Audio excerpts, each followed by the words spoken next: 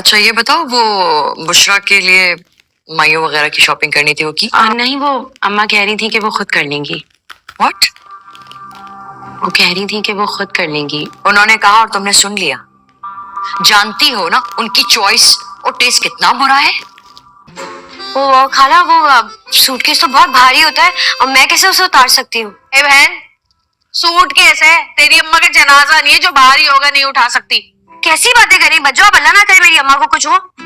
तो फाइल आसमान खा गया कि जमीन निकल गई? You don't trust me. ठीक कहती है वो। You are highly irresponsible. तुम्हें कॉन्ट्रैक्ट देना ही नहीं चाहिए था मुझे।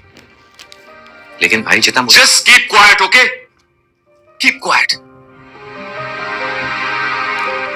अब बुशरा की शादी होने वाली है और 3-4 दिन के लिए मैं नहीं आऊंगी दुकान में। नहीं शम्मो, ये गलत बात है। ससुराल में तेरे शादी और दुकान में अपनी बंद कर दूं। अरे तुमसे बंद करने को कौन कह रहा है दुकान? 3-4 दिन तुम ऑर्डर लेती रहना, आके मैं सारा काम संभाल लूंगी। हाँ तो फिर ठीक है ना, मैं 3-4 दिन की दिहाड़ी काट के दूंगी तुझे। माँ बेगम के बच्चे चाहे सोतेले ही हैं, लेकिन उसने कम्प्लीटली होल्ड रखा हुआ। दुर्दाना को तो उसने ऐसे अपने रो में रखा हुआ है ना कि जैसे वो इस घर की बहू नहीं नौकरानी होती है। और जवाद तो पूरा का पूरा उसके कंट्रोल में है, वो तो उसके खिलाफ जा ही नहीं सकता। उसके साथ तो बड़ी ही उसने दोस्ती प्यार के साथ उसको काबू में किया हुआ है। बुशरा को तो वो कुछ समझेंगे ही नहीं, नाली के कीड़े के ज्यादा उसको हैसियत कोई भी नहीं मिलेगी बुशरा को यहाँ पे आके।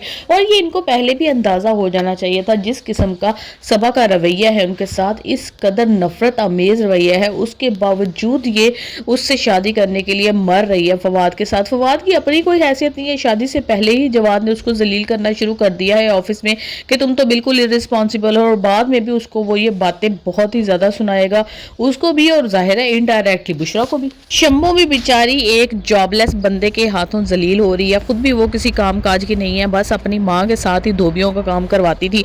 अब वो भी खत्म हो गया तो छुट्टी मांगती है जब अपनी माँ से, तो वो कहती है कि हाँ अगर तुम्हें 3 दिन की छुट्टी चाहिए तो 3 दिन का जो काम है ना उसके तुम्हें पैसे नहीं मिलेंगे।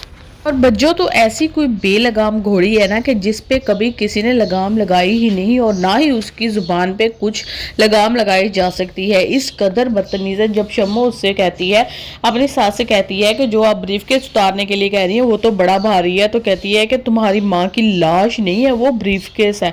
यानी कि भाई तुम्हें इतनी शर्म नहीं है कि तुम्हारी अपनी माँ भी सामने बैठी हुई है, और अगर वो कह दे कि तुम्हारी माँ की लाश भी तो भारी हो सकती है, तो फिर तुम लोगों की क्या इज्जत रह जाएगी।